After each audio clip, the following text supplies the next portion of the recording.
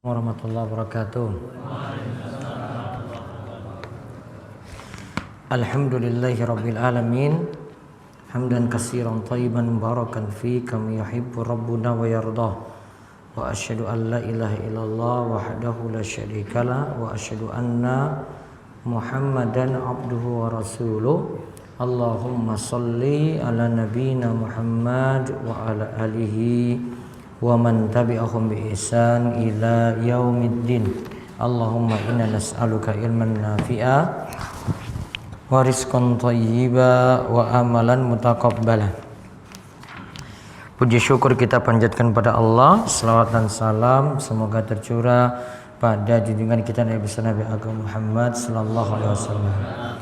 Baik, Bapak dan Ibu-ibu sekalian, kita lanjut kembali kitab Riyadhus Shalihin, masuk pada bab 20.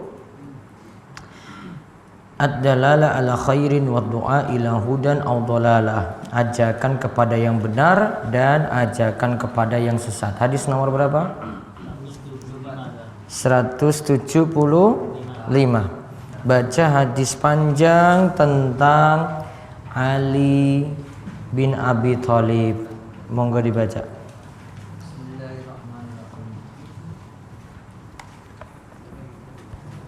Abdul Abbas Sahal bin Sa'ad As-Sa'idi radhiyallahu anhu berkata, ketika perang Khaybar, Rasulullah SAW bersabda, esok akan kuserahkan panji ini kepada seseorang yang melalui tangannya Allah akan memberikan kemenangan.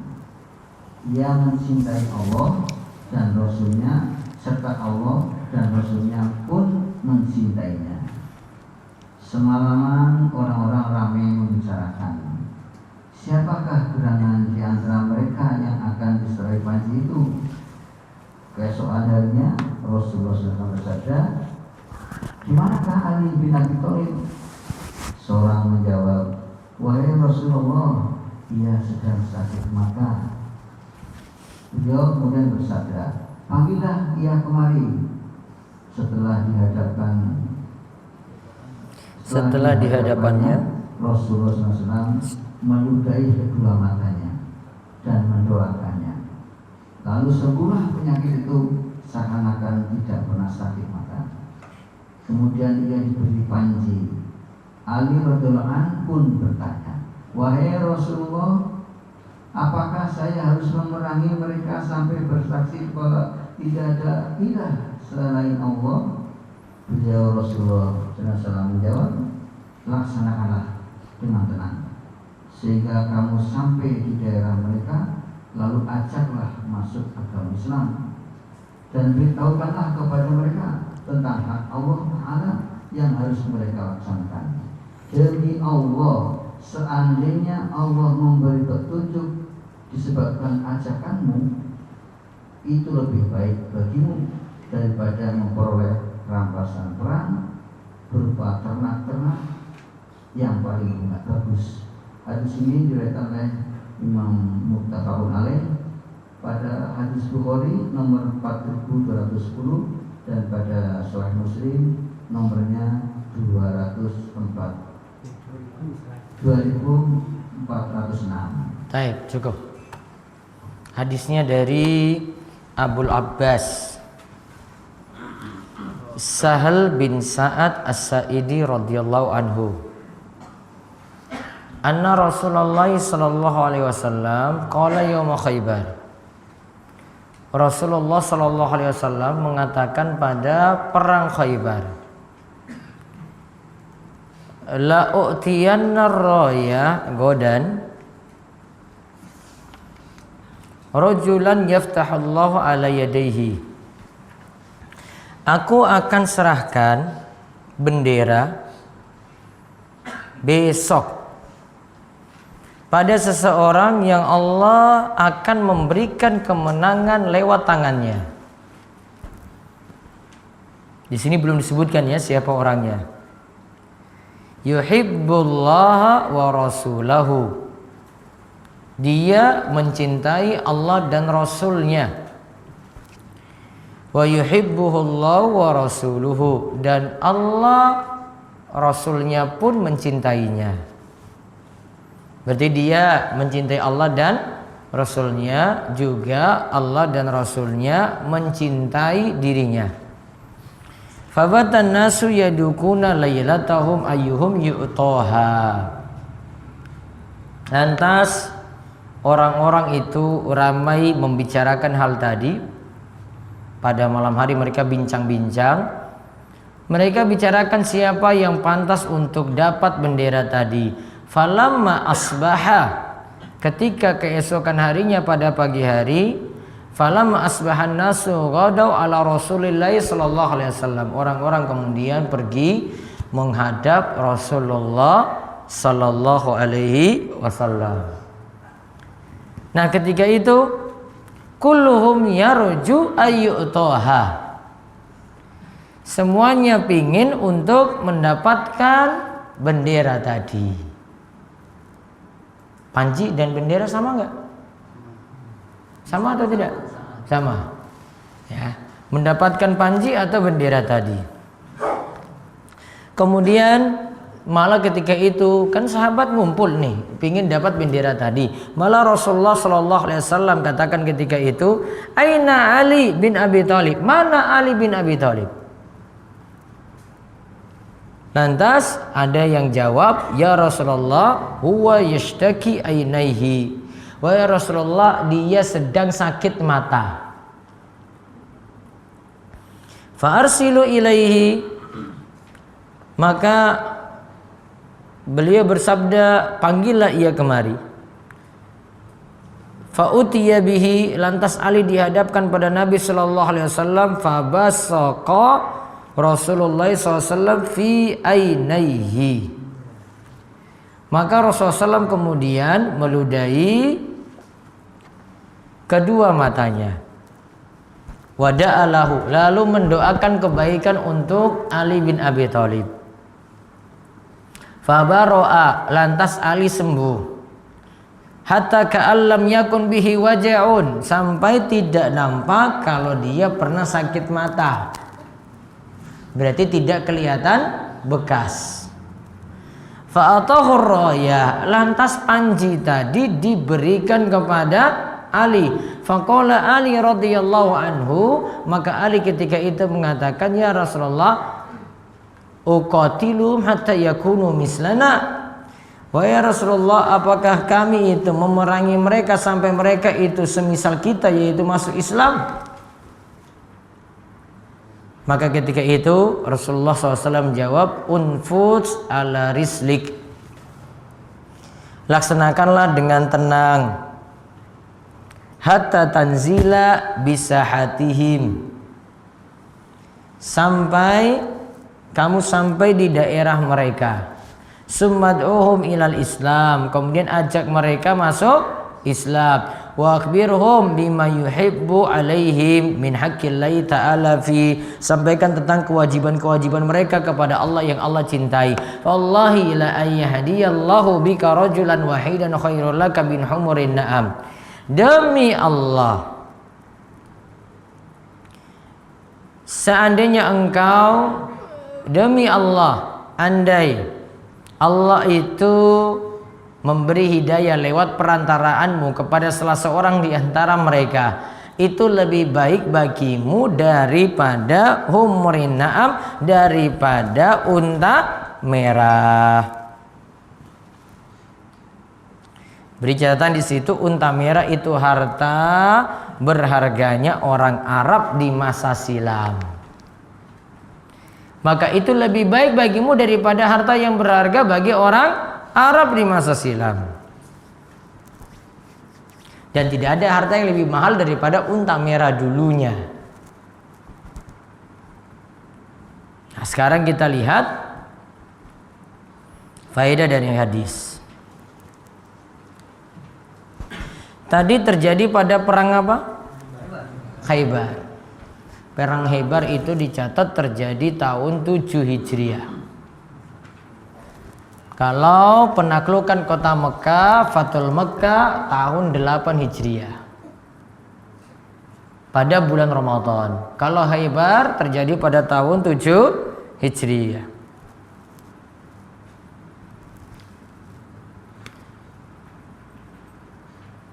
Dan saat perang Khaybar, Ali itu pernah mengatakan Rasulullah Shallallahu Alaihi Wasallam melarang nikah mut'ah pada perang Khaybar tadi. Di dalam hadis yang lainnya dari Salamah bin Al-Aqwa, Rasulullah SAW melarang nikah mut'ah itu pada perang Autas. Sebelumnya itu dibolehkan 3 hari, kemudian Rasulullah SAW itu melarangnya. Kalau perang Autas itu sama dengan tahun terjadinya penaklukan kota Mekah. Kalau tadi penaklukan kota Mekah tahun berapa tadi? 8 Hijriah, itu bulan Ramadan. Kalau perang Autas itu pada bulan Sya'ban. Maaf, bulan Sya'ban. Berarti sebelum ya. Ya, bulan Sya'ban pada tahun 8 Hijriah. Nah, sekarang perang Khaybar tadi di antara keistimewaannya ini ceritakan dalam hadis ini, yaitu tentang Ali bin Abi Thalib, keistimewaan dari sahabat dari Ali bin Abi Thalib. Nah, faedah yang bisa kita ambil,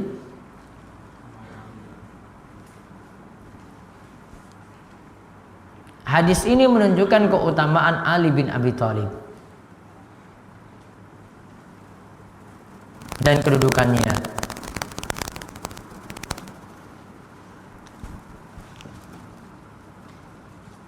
Bahkan Allah dan Rasulnya tahu nantinya Ali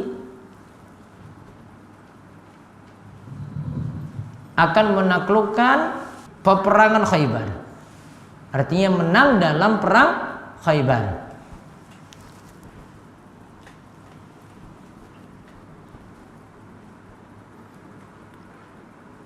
Faedah yang kedua, ini karomah Nabi Shallallahu Alaihi Wasallam, di mana beliau tahu siapa yang akan memenangkan perang.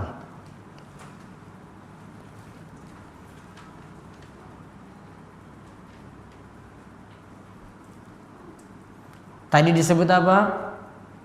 Orang ini dia mencintai Allah dan Rasulnya, juga Allah dan Rasulnya mencintai dirinya. Dan kemudian ditanya Ali bin Abi Thalib. Berarti kesimpulannya apa? Ali itu mencintai Allah dan Rasulnya, kemudian Allah dan Rasulnya mencintai Ali bin Abi Thalib. Dan inilah yang dijadikan dalil oleh orang Syiah tentang keutamaan Ali bin Abi Thalib. Namun kekeliruan Syiah itu ketika mengistimewakan Ali bin Abi Thalib dibandingkan sahabat lainnya. Dalil keistimewaannya mereka selalu sebut-sebut hadis ini. Coba lihat, Abu Bakar nggak dipanggil, Umar nggak dipanggil. Padahal dalam riwayat yang lain kan disebutkan Umar itu katakan bahwasanya kami tidak gila pada kekuasaan kecuali pada waktu itu saja, karena dikatakan yang dapat bendera ini dia mencintai Allah dan Rasulnya, dan Allah dan Rasulnya mencintai dirinya. Makanya kami ingin dapat bendera tadi, artinya ingin dapat kepemimpinan tadi. Cuma pada saat itu saja Umar katakan kami gila kepemimpinan, rakus akan kekuasaan atau kepemimpinan. Berarti selain itu, di waktu selain itu para sahabat gila kekuasaan enggak? Tidak. Kalau zaman ini sampai jadi gila.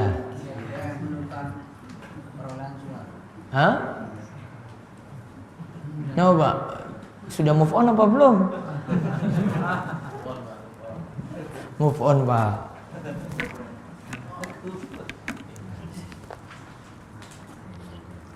Kalau sekarang malah jadi gila gara-gara cari kekuasaan. Dan kalau dulu itu baru satu waktu saja itu, karena dijanjikan tadi orang ini akan mendapatkan cinta Allah dan Rasulnya. Makanya Umar katakan, nah ini pada saat ini baru kami gila kekuasaan. Berarti Umar juga ya masih kalah dengan Ali di sini. Kalau menurut hadis ini, maka diunggulkan Ali dari lainnya itu karena hadis ini.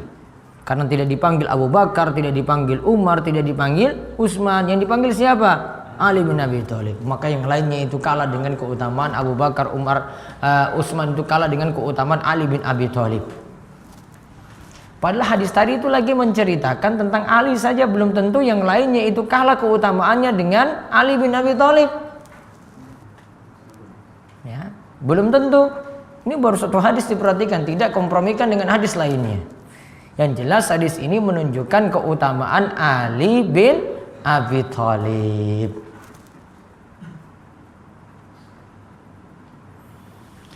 Terus faedah yang lainnya lagi, hadis ini menunjukkan mukjizat Nabi Shallallahu Alaihi Wasallam. Dengan izin Allah, mata Ali jadi sembuh. Dengan izin Allah, mata Ali jadi sembuh.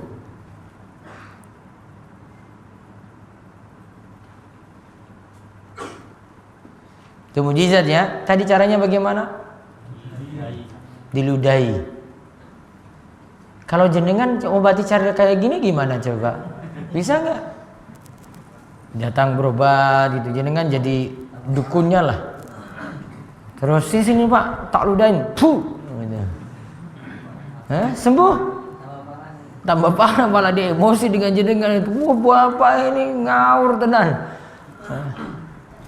Ini khusus untuk Nabi SAW khususon. Ya, cuma kekhususan dari Nabi kita Muhammad Sallallahu Alaihi Wasallam.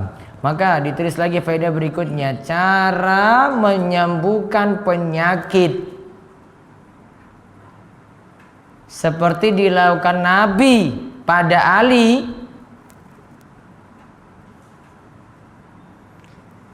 hanya menjadi kekhususan Nabi Sallallahu Alaihi Wasallam.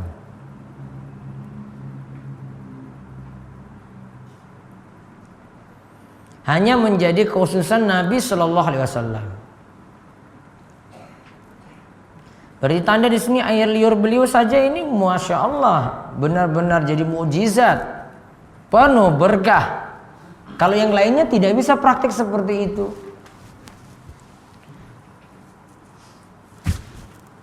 Kalau berkahnya Nabi SAW bisa berpindah secara zat. Nah, berarti faedah berikutnya lagi, berkah Nabi SAW bisa berpindah secara zat. Kalau manusia lainnya bagaimana? Tidak. Hal ini tidak berlaku bagi manusia lainnya. Jenengan mau usap-usap keringatnya ke, tangannya ke, mau diludahin ke, ini nggak berpindah berkah kalau manusia lainnya selain Rasulullah Sallallahu Alaihi Wasallam. Maka tadi cuma berlaku pada Nabi Sallallahu Alaihi Wasallam saja. Keistimewaan bagi beliau.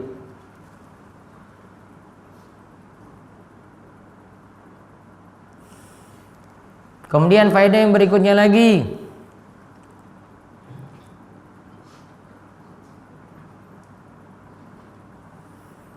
tadi bendera tadi warna apa?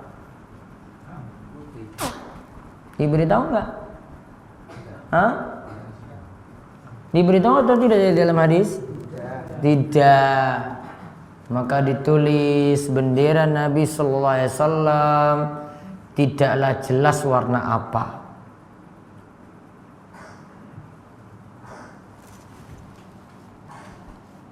Sehingga mau klaim ini warnanya itu hitam, mau klaim itu warnanya hijau, nggak bisa. Bahkan Imam Ibnu Hajar itu katakan warnanya macam-macam. Sehingga mau tentukan itu satu warna harus butuh dalil. Ya, mau tentukan ini panji Rasul, mau ini tahu ini bendera Rasulullah SAW, ya harus butuh dalil.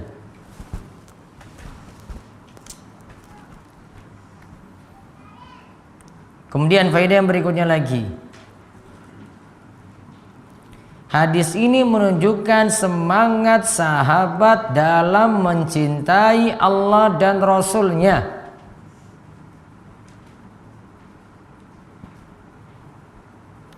semangat para sahabat dalam mencintai Allah dan Rasul-Nya.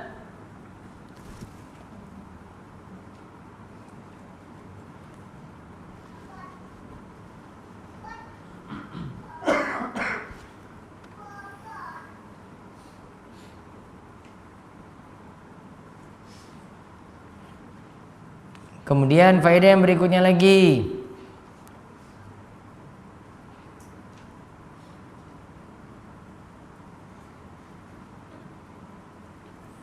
boleh mendoakan sembuhnya seseorang, boleh mendoakan sakitnya seseorang hingga sembuh.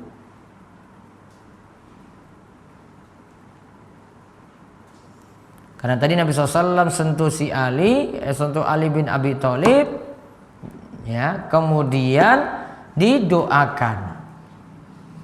Maka doa ini dianjurkan.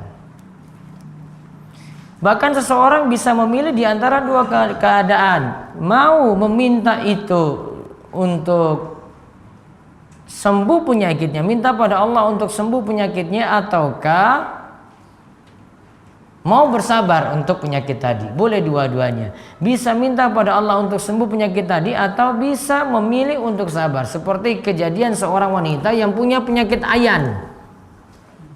Apa bahasanya ayan itu? Epilepsi. Apa bahasa Jawa ini apa? Ayan tadi, paham ini? Biasanya kejang-kejang tiba-tiba kan? Nah, dia datang kepada Nabi SAW, minta pada Rasulullah SAW, wahai Rasulullah, mintalah pada Allah supaya penyakit saya disembuhkan, yaitu penyakit ayan tadi, sembuh. Maka Rasulullah SAW berikan jawaban, kalau engkau mau, saya berdoa pada Allah untuk menyembuhkan penyakitmu, Allah sembuhkan penyakitmu. Namun kalau kamu mau, kamu bisa memilih bersabar, maka bagimu surga. Maka wanita itu memilih, kalau begitu saya bersabar wahai Rasulullah. Terus dia minta lagi pada Rasulullah, wahai Rasulullah SAW, mintalah pada Allah jika saya terkena ayan, agar aurat saya itu tidak terbuka. Ketika lagi kejang-kejang tadi, ya, kalau terjadi seperti itu, mohon minta pada Allah supaya aurat saya itu tidak terbuka. Maka kemudian Nabi SAW kabulkan permintaan ini. Artinya beliau minta pada Allah untuk, ya, auratnya senantiasa tertutup ketika kena penyakit ayan. Berarti kesimpulannya dari hadis ini, kalau ada yang kena penyakit, kena sakit, punya dua pilihan. Yang pertama bisa apa? Sabar. Yang kedua berdoa.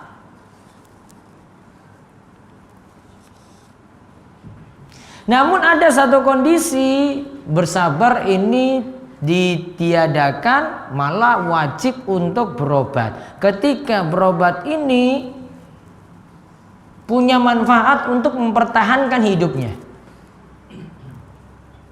Karena mempertahankan hidup lebih utama daripada dia memilih apa? Bersabar. Dia mempertahankan hidup, dia punya kesempatan untuk beramal masih banyak.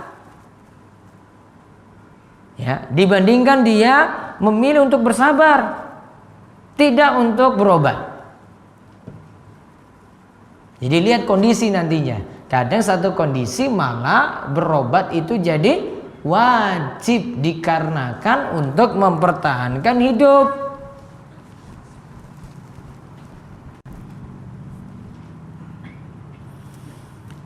Kemudian faedah yang berikutnya lagi,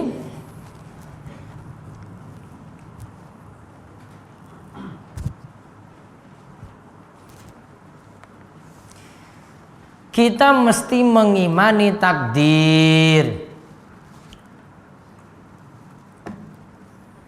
Karena ada orang yang berharap malah tidak dapat,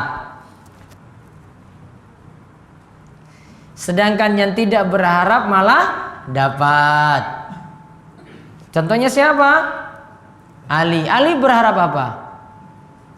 Berharap atau tidak berharap? Tidak berharap. Sakit kok. malah dia nggak ada di tempat kan? Siapa yang berharap? Para sahabat tadi. Semua berharap untuk mendapatkan bendera atau panji tadi. Yang nunggu-nunggu dapat nggak bendera tadi? Tidak. Yang dapat siapa? Ali bin Abi Thalib yang tidak harap-harap bendera tadi. Maka menunjukkan kita mesti mengimani takdir. Ada yang kejar rizkinya terus, ya dapatnya cuma segitu. Ada yang kejarnya cuma pas-pasan saja, dia cuma jualan 1-2 jam, rizkinya juga tetap ada dibandingkan dengan yang 20 jam mungkin. Tergantung, rizki itu tergantung. Takdir Allah itu Allah yang tentukan itu. Tahu mana yang ini pantas dapat, mana yang ini tidak pantas dapat. Maka semuanya harus kembali mengimani takdir. Di antara fungsi atau hikmah kita imani takdir, tahu rizki orang masing-masing, tidak cemburu pada rizki orang, dan tidak banyak kecewa. Harus mengimani takdir. Ya, pasti segera move on. Kalau dia hadapi sesuatu yang tidak menyenangkan, betul atau tidak? Betul. Walaupun jagonya kalah. Belum, ya belum lah. Misalnya harus siap menerima. Iya kan? Iya. Walaupun jenengan bilang belum lah, ya. Hah? Yuk takdir ya? Gimana?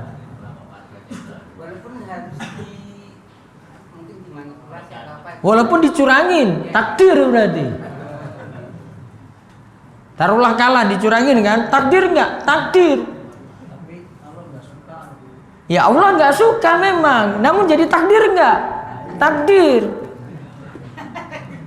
Jadi siap-siap saja. Enggak, saya kan enggak bilang itu disetujui tadi. Enggak. Namun kalau akhirnya kalah, jadi takdir enggak? Takdir, maka siap-siap.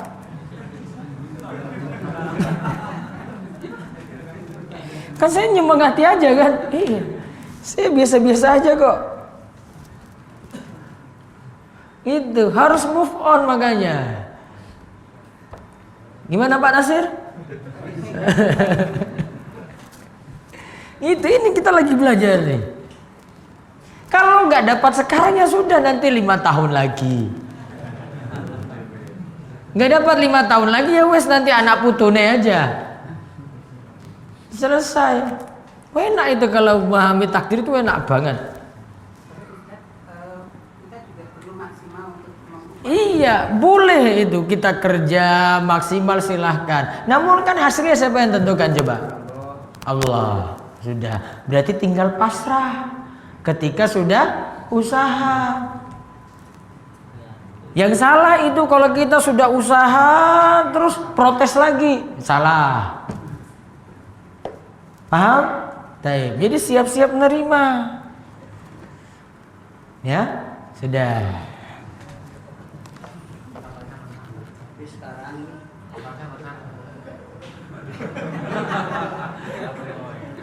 Sekarang saatnya ikhtiar. Saat-saatnya ikhtiar. Iya, namun siap-siap menerima menang apa kalah. Gitu. Oke. Itu kuncinya iman pada takdir. Orang yang tidak beriman pada takdir itu nggak pernah kecewa. Pokoknya siap-siap saja. Boleh berusaha nggak? Ya tetap. Nggak bisa pasrah. Oh saya pasrah aja sudah lah, mau sakit warak mati ya wes lah tak pasrah. Oh nggak bisa. Tadi sebab lakukan nggak? Boleh nggak berobat tadi?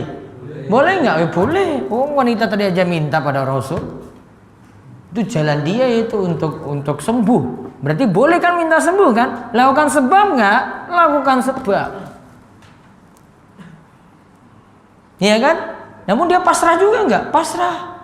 Ya sudahlah, saya sabar saja. Ya gitu kan? Iya. Jadi siap-siap nerima menang apa kalah. Gitu. Enggak boleh banyak kecewa. Ini untuk hal-hal yang lain lagi sama. Ya? Paham ini? Siap nerima? Oh belum. Diulang belum. Karena nih, apa? Pokoknya gitu. Siap-siap. Iya tak Pak Nasir? Sesasi meneh berarti ya? Iya tak? Katanya sebulan lagi kan? Iya. Oh sampai MK, iya terserah lah pokoknya. Mau sampai MK kayak sampai mana kayak. Pokoknya siap-siap menerima. Iya tak? Iya. Kalau saya ya ngaji aja kalau saya ini. Kan motivasi saja saya. Nah, terus faedah berikutnya lagi.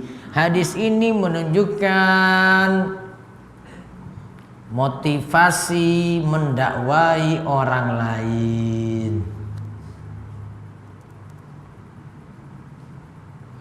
Tadi apa faedahnya tadi? Kalau ada yang dapat petunjuk lewat perantaraan kita kan, maka lebih baik daripada mendapatkan unta merah. Unta merah itu apa? Harta yang istimewa di kalangan orang Arab di masa silam. Namun ingat, itu baru permisalan.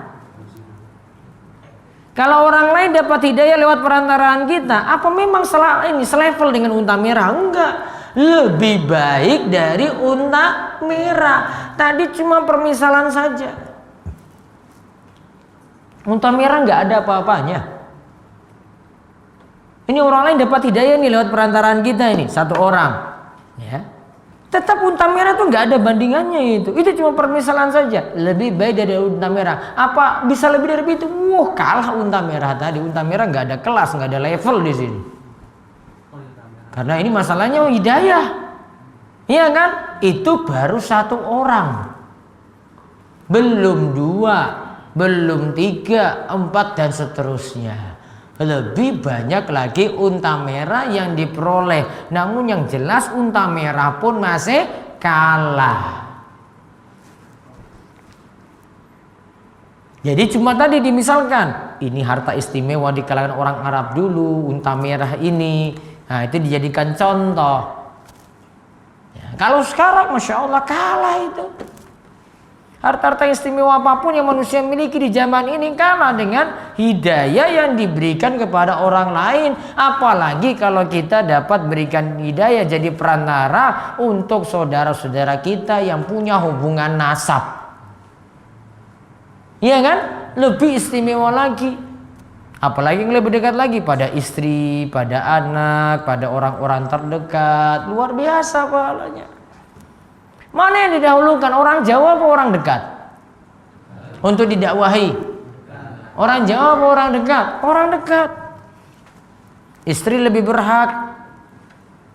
Anak juga lebih berhak. Sedulur dekat ini lebih berhak daripada orang jauh. Tetangganya di lingkungannya itu lebih berhak daripada dia pergi ke tempat lain yang jauh. Dakwahi dulu yang paling dekat. Maka kalau dapat unta merah dari situ, Masya Allah luar biasa. Dan seterusnya. Kemudian faedah yang lainnya lagi. Hadis ini menunjukkan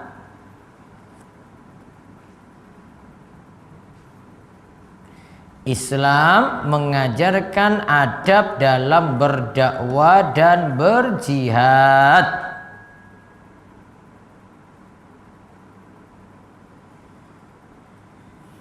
Sini lihat adabnya ketika pergi jihad, suruh pelan-pelan, gak perlu tergesa-gesa.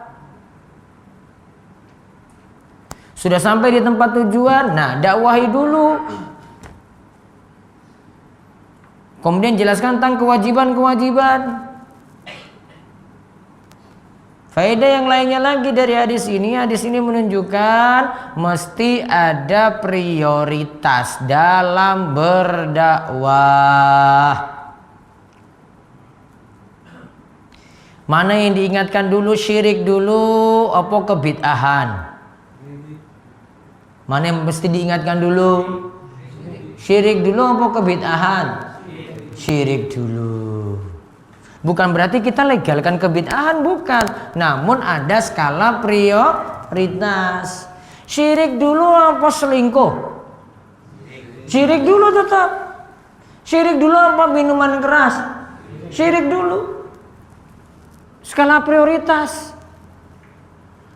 Maka kalau itu tanda syirik dulu diingatkan, berarti kita punya kewajiban belajar hal-hal yang berhubungan dengan syirik dulu supaya bisa ingatkan orang lain dengan benar.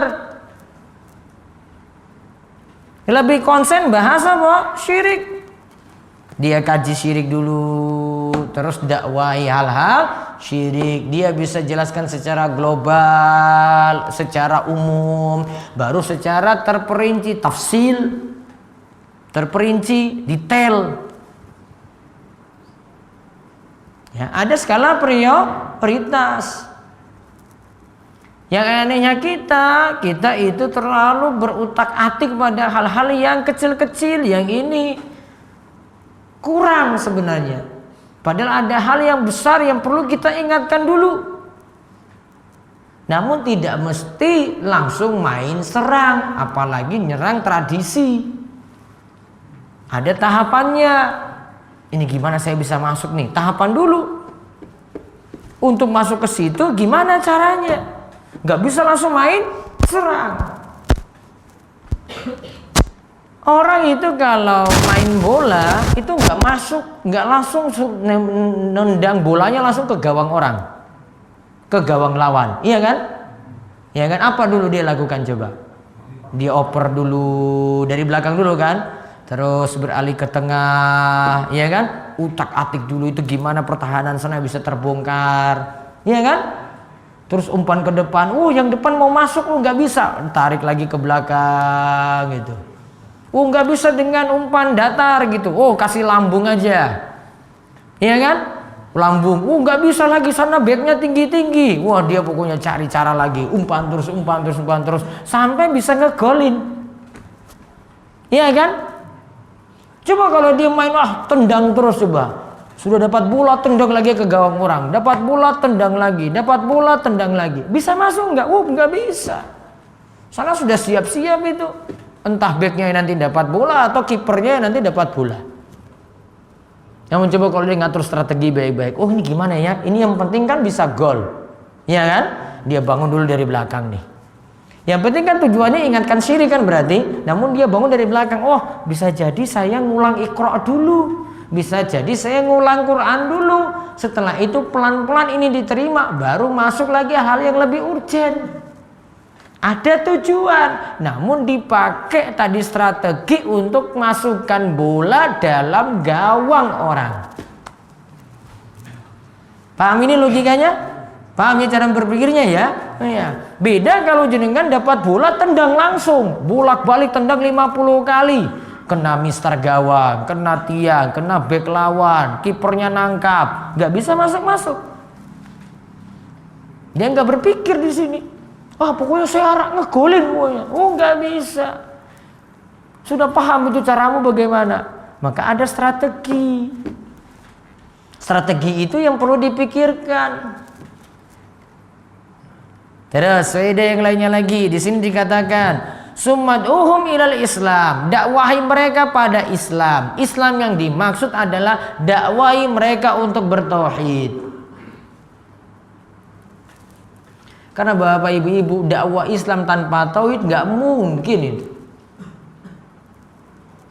Harus ingatkan tauhid, mengesahkan Allah. Islam itu mengesahkan Allah prioritas utama. Kalimat ini bukan maksudnya semua dulu milal Islam. Ajarkan mereka pada Islam, ajarkan global-global. Saya tauhid nggak diingatkan, syirik nggak diingatkan. Bukan. Ajak mereka untuk bertauhid, esahkan Allah, agungkan Allah. Kemudian faedah yang berikutnya lagi, setelah bertauhid ingatkan kewajiban-kewajiban. Apa kalau gitu kewajiban paling utama setelah bertauhid? Apa? Ingatkan sholat, puasa, zakat, rukun-rukun Islam yang ada. Jangan ada hal yang terlalu tinggi-tinggi. Ayo kita pergi berjihad, ayo kita dirikan khilafah. Oh nanti iman dulu dibina nih, kewajiban-kewajiban dulu, ada tahapan. Gak mikir yang tinggi-tinggi dulu. Ya, dari bawah dulu. Mikir yang jadi pokok. Iman dulu dibina. Ya, iman kepada Allah, iman kepada malaikat, iman kepada kitab, iman kepada rasul, iman kepada hari kiamat, iman kepada takdir. Wong iman saja, rukun iman saja belum beres. Wong nerima kekalahan saja belum bisa. Oh belum kalah ding, belum tadi. Iya Pak Nasir. Sudah nerima apa belum jenengan ini? Oh, sudah lama. Masih lama. Oh sudah lama menerima. Hah? Masih doa terus. Jadi ada skala prioritas. Kemudian faedah yang berikutnya lagi, tugas manusia cuma menyampaikan.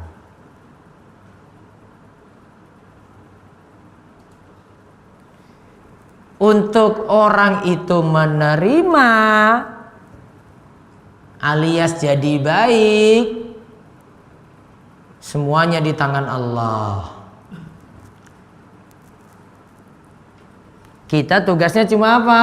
Menyampaikan. Maka tadi kan dikatakan pada alif wallahi la ayyahdiya. Demi Allah, jika ada orang yang dapat hidayah lewat perantaraanmu, siapa yang beri hidayah? Allah. Kita cuma jadi perantara, berarti cuma sebab. Penyebab utama untuk orang ini berubah siapa? Allah dulu. Maka tugas manusia cuma nyampaikan saja. Mau diterima ya alhamdulillah, nggak diterima urusan dia dengan Allah. Iya kan? Kita kalau nyampaikan itu, kalau mau diterima ya alhamdulillah, kalau nggak diterima ya sudah, yang penting kita sudah sampaikan.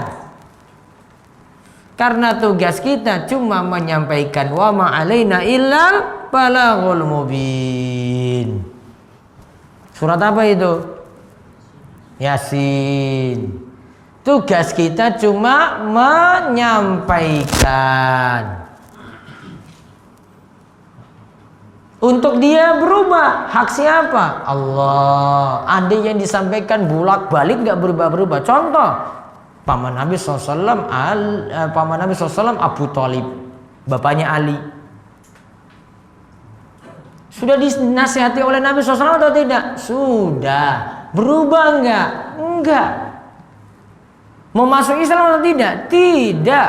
Namun sudah didakwai apa belum? Sudah. Penjelasannya bagus enggak dari Nabi? Bagus sekali. Kurang apa lagi Nabi SAW coba? Kalau kita mungkin pakai emosi, Nabi SAW halusnya bukan main. Dia berubah enggak dari Islam? Enggak. Enggak. Karena dia pentingkan omongan orang dia. Ali, pamannya Nabi SAW, Abu Thalib, pentingkan omongan orang. Apa kamu mau tinggalkan budaya nenek moyangmu dulu, simbahmu dulu, Abdul Muthalib? Mikir-mikir dia, iya ya, saya kalau tinggalkan ini mau masalah. Nanti orang-orang menjauhi saya juga. Ya sudah, dia nggak jadi masuk Islam. Cuma gara-gara komentar orang, gara-gara komentar sahabat-sahabatnya coba. Maka intinya kita itu kalau dakwah cuma menyampaikan. Namun sebisa mungkin kita sampaikan dengan cara yang baik biar dia dapat hidayah juga. Namun kalau sudah disampaikan ya sudah, terserah nanti Allah nanti mau buka pintu hatinya ataukah tidak.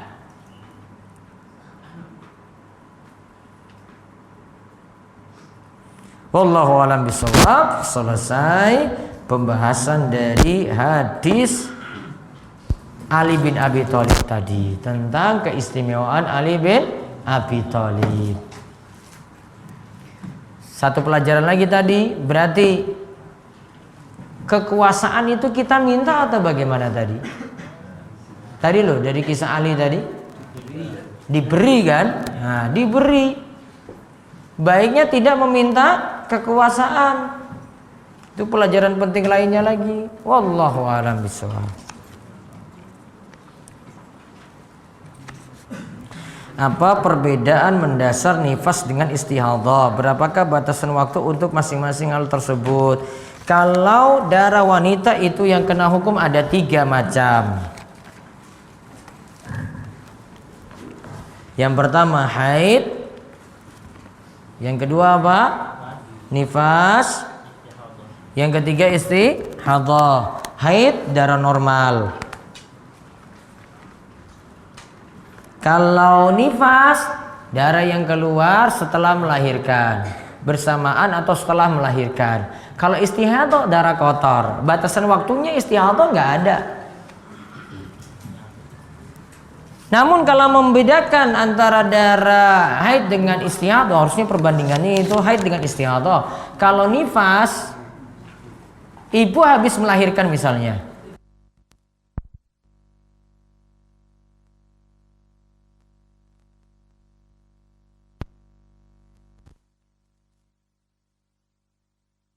setelah 40 hari gimana? Kalau itu masih nyambung dengan nifas maka dianggap nifas. Yang tepat darah nifas tidak dibatasi waktunya. Minimalnya tidak ada, maksimalnya tidak ada. Seandainya ada yang 50 hari tetap masih dianggap nifas. Ini pendapat paling kuat, dikuatkan oleh Syekh Abdurrahman bin Nasir As-Sa'di. Sedangkan darah istihadhah ya kadang ini berlangsung lama, sehingga kalau ini istihadhah berlangsung terus-menerus, coba minta saran dokter untuk mengobati istihadhah ini.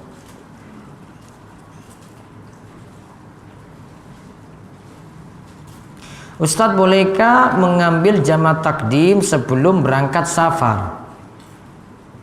Khawatir waktu selanjutnya tidak bisa mengerjakan sholat dengan sempurna. Dan bolehkah sholat wajib dengan duduk karena di kereta?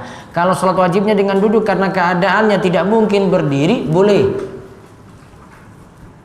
Namun kalau di sini ditanyakan jamak takdimnya sebelum berangkat, boleh. Misalnya nih lagi di Imogiri, atau dia sudah berada di stasiun Tugu,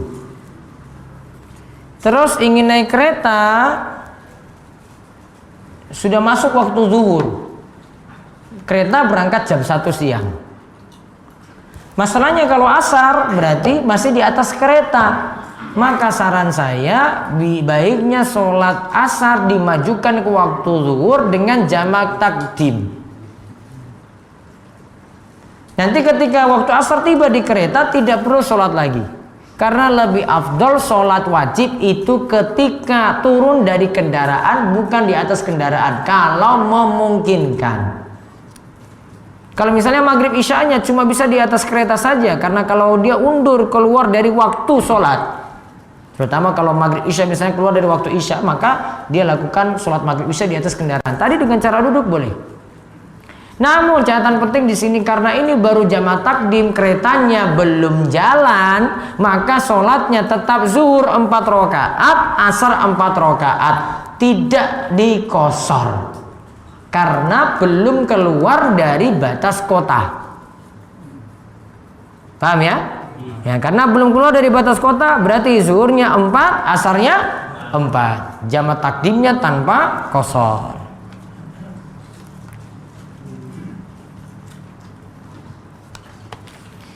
Ustadz, bagaimana hukumnya berdoa dengan mengangkat tangan setelah sholat wajib? Kalau menurut pendapat jumhur ulama, doa setelah wajib masih boleh. Doa setelah sholat wajib masih boleh. Kalau masih boleh, maka asalnya berdoa itu dengan mengangkat tangan. Berarti mengangkat tangan setelah sholat wajib untuk berdoa tadi dibolehkan pula. Apa dalil dari jumhur atau kebanyakan ulama tadi? Fa idza faraqta fansab. Jika engkau telah selesai dari suatu urusan, maka beralihlah pada urusan yang lain. Wa ila rabbika farghab, dan untuk Rabbmu berharaplah, yaitu berdoalah. Yang dimaksudkan dengan berdoa di sini yaitu setelah sholat wajib. Maka sebagian ahli tafsir tafsirkan ayat ini dengan mengatakan setelah engkau sholat wajib maka berdoalah. Berarti kalau diperintahkan berdoa, hukum asal berdoa itu dengan mengangkat tangan. Jadi masih dibolehkan. Saya masih tetap mengikuti pendapat jumhur ulama, ya, yang menyelisih ini cuma mazhab Hambali saja. Pendapat jumhur di sini insya Allah lebih kuat. Wallahu a'lam.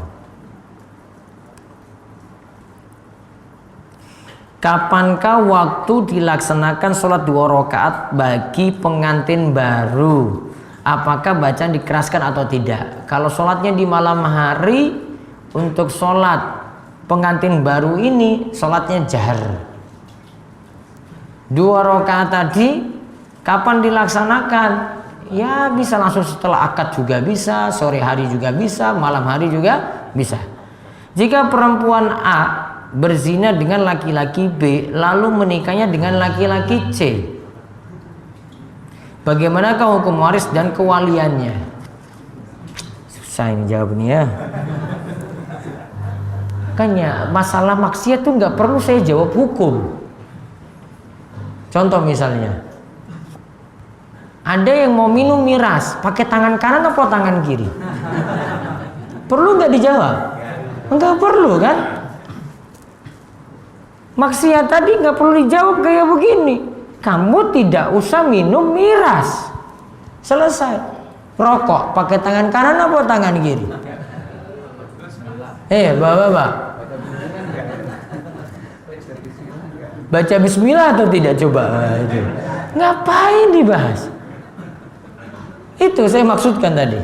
Maka ini kalau dia tanya kayak gini, perempuan A berzina dengan laki-laki B, ya, lalu menikah dengan laki-laki C. Pertama yang dibolehkan di sini, kamu tobat dulu karena sudah berzina. Nggak usah dibahas nikah dulu ini, suruh tobat dulu. Yang berzina tadi dua-duanya tobat. Kalau sudah tobat, nah itu baru dibolehkan dengan nikah lagi. Entah dia mau menikah tadi 2 tadi atau nikah dengan laki-laki lain. Syarat utama itu tobat. Ini syarat yang saya nilai disepakati semua mazhab ini. Yang cuma berbeda pendapat jika perempuan tadi hamil, terus dinikahkan dengan laki-laki yang menghamilinya. Nah ini berbeda pendapat. Jadi kesimpulannya di sini tentang masalah warisnya lagi. Nah nanti melihat mana nikah yang sah ini antara keduanya. Secara hukum di KUA mereka itu kalau menikah, kalau punya kekuatan hukum berarti hak waris nanti dapat. Karena masalah nikahnya itu sudah dianggap sah. Wallahu a'lam. Pada sujud tahiyat akhir setelah bacaan pokok, apa ada bacaan lain? Mungkin duduk tahiyat akhir, setelah bacaan pokok ada bacaan lain. Bisa baca berlindung dari 4 hal. Allahumma inni a'udzubika min azabi jahannam wa min azabil qabri wa min fitnatil mahya wal mamat wa min syarri fitnatil masih dajjal. Terus dalam hadis disebutkan silakan berdoa sesuai dengan keinginannya. Asalkan kalau ini dalam sholat berarti berdoa dengan bahasa Arab. Setelah salam, noleh kanan dan ke kiri, boleh mengusap wajah apa tidak setelah itu? Baiknya setelah sholat tidak mengusap wajah, karena hadisnya tidak ada. Karena ini masih dalam proses ibadah, maka manut pada dalil. Kalau tidak ada dalil, tidak usah dibuat-buat, ya. Maka manut pada tuntunan Nabi Sallallahu Alaihi Wasallam. Kalau Nabi tidak tetapkan untuk mengusap wajah, maka tidak perlu mengusap wajah. Wallahu a'lam bishawab. Itu yang bisa kita bahas pada malam hari ini. Dan insya Allah pertemuan pekan depan satu pertemuan lagi sebelum Ramadan. Kita cukupkan, kita tutup dengan doa kafaratul majlis. Semoga subhanakallahumma bihamdika asyhadu an la ilaha illa anta astaghfiruka wa atubu ilaik. Assalamualaikum warahmatullahi wabarakatuh.